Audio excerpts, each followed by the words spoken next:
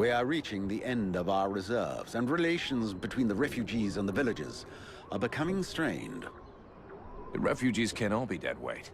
Some of them have got to be useful. Oh, if only. Believe me, I would be the first to welcome them. These peasants have been fleeing from town to town and from camp to camp for months. The best and strongest of them perished in battles, somewhere along the way. I must deal with the leftovers.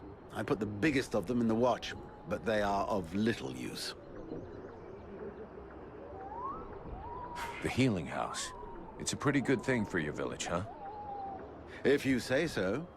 As time has gone by, the healing house has drawn refugees to the swamps in ever greater numbers, and dissuaded some malingerers from returning to their families. When it opened its doors a year ago, the sense of relief was palpable. It was run by a couple, an elf doctor and his apothecary wife, who clearly were no strangers to the healing arts. Thanks to them, we were spared many plagues. But as the war dragged on, the endless tide of refugees continued to flow through our gates until we could harbor no more. 6 months ago, our worst nightmares were fulfilled. Our elf doctor fell ill and died.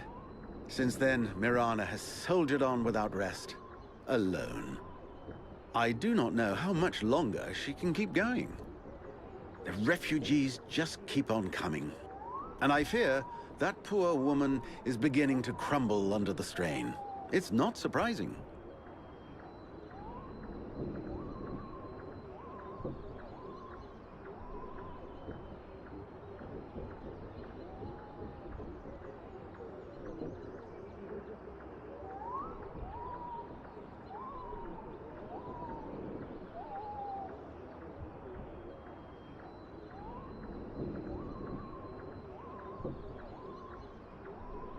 I need a blacksmith. Do you have one here? With none more qualified, I asked Asiel to take over the village forge. I suppose I should warn you, he's quite a tricky character. He has a huge ego and is stubborn as an ox. Before the war, he was a sort of artist. He crafted jewelry and sculptures from metal. Despite running the forge, one could hardly call him a blacksmith. But he's the only one here who had even the vaguest notion of how to repair a shovel or straighten a blade.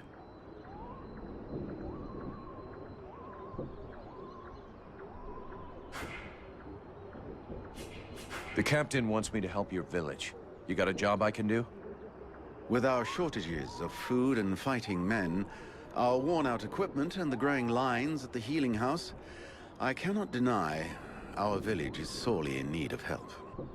Sadly, I fear that these are not the sort of problems you're used to dealing with, unless I'm much mistaken. Maybe I'll surprise you. So what's the problem with the healing house? Quite simply, Mirana cannot keep up.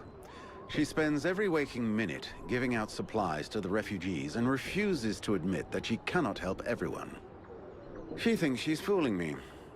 I have heard rumors that her food stock is running low.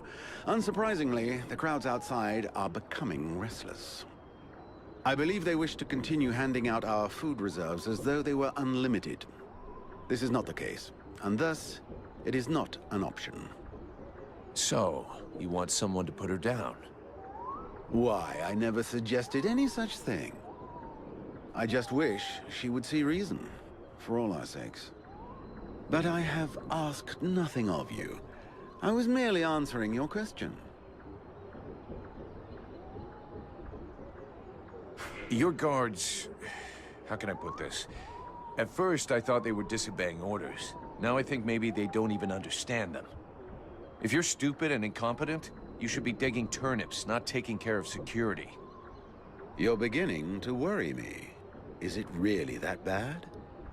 Are you kidding me? The state of their weapons is enough to make you cry.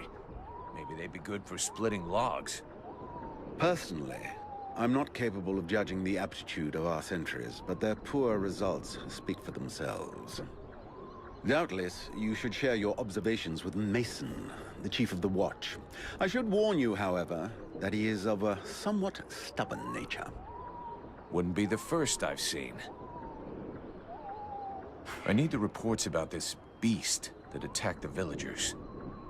I fear I am unable to be of help. I'm still not entirely convinced that it even exists. All I know is that several villagers have vanished. One villager is at present in the doctor's care, following a supposed encounter with the said beast. These swamps are crawling with dangers. There is nothing to suggest anything out of the ordinary. The refugees are always inventing horror stories in an attempt to force us to open our gates and let them inside. It might be worth checking it out. You said you lost one of your patrols, right? That is so. You should speak with Randval. He was most anxious to go out and hunt the beast down, but we needed him here. Now that we have more able bodies to guard our gates, I imagine he would be keen to pick up the scent once more. I need the reports about this. I fear all I know is that several... No? We'll talk again later.